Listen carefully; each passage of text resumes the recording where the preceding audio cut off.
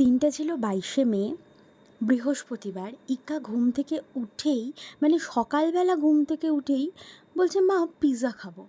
আমি তো কোনোভাবেই দিতে রাজি ছিলাম না, কারণ প্রচণ্ড ময়দা থাকে ওর মধ্যে, চিজ থাকে, আর ইক্কার এমনি ময়দাতে একটু প্রবলেম, আমি দিই না। কিন্তু তাও ইক্কার জোরাজুরিতে রাত্রে আমাকে অগত্যা সেই বানাতেই হলো পিৎজা। আমি এখানে পিৎজা বেস কিনে এনেছিলাম, কারণ খুব তাড়াতাড়ি করে ওইভাবে হয়েছিল না, আর একা হাতে সবটা তো হয়ে ওঠে না সব সময়। তাই আমি পিৎজা বেস কিনে এনেছিলাম, আর তারপরে এই যে ওপরে টপিংসগুলো দেখছো, সেগুলো সবকটাই আমি নিজে হাতে বানিয়েছি। রেসিপি লাগলে ডিটেলসে আমাকে বলো, আমি আর একটা ভিডিওতে তোমাদের সবাইকে রেসিপি দিয়ে দেবো। তো এখানে স্লাইস চিজ আমি ব্যবহার করেছি, আর ব্যবহার করেছি প্রসেস চিজ, ব্যবহার করেছি বাটার, আর সসটা আমি সম্পূর্ণ নিজে হাতে বানিয়েছিলাম।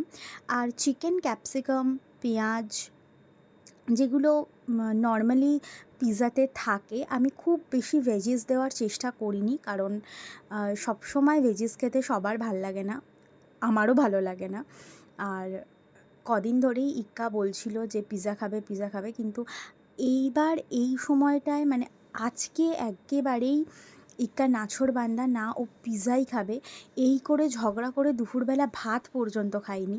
তো তাই জন্য ইক্কার পাপারও ছুটি ছিল, বৃহস্পতিবার ছিল, তাই ইক্কার পাপা বলল, না ওকে একটু পিৎজা বানিয়েই দাও। তো অগত্যা সবার রিকোয়েস্টে পিৎজা বানাতেই হলো। আর দেখছো, পিৎজা বানানোর সময়ও ও এখানেই দাঁড়িয়ে রয়েছে, ওই দেখো ছোট্ট ছোট্ট কুট্টি কুট্টি হাতগুলো দেখা যাচ্ছে।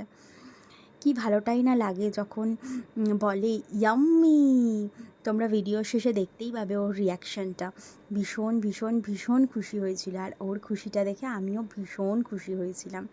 তো এখানে আমি প্রসেস চিজ দিচ্ছি, দেখতেই পাচ্ছ খুব সুন্দর করে।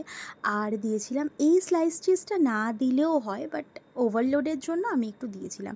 আর আমি পুরো জিনিসটাই বাটারে করেছিলাম।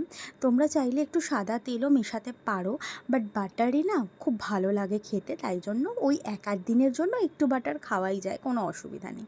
10 মিনিট এখানে রেখে দেবে, তারপরে দেখবে পিৎজা রেডি হয়ে গেছে। তো তোমরা সকলে জানিও পিৎজাটা কেমন হয়েছে, আর অবশ্যই অবশ্যই তোমরাও একটু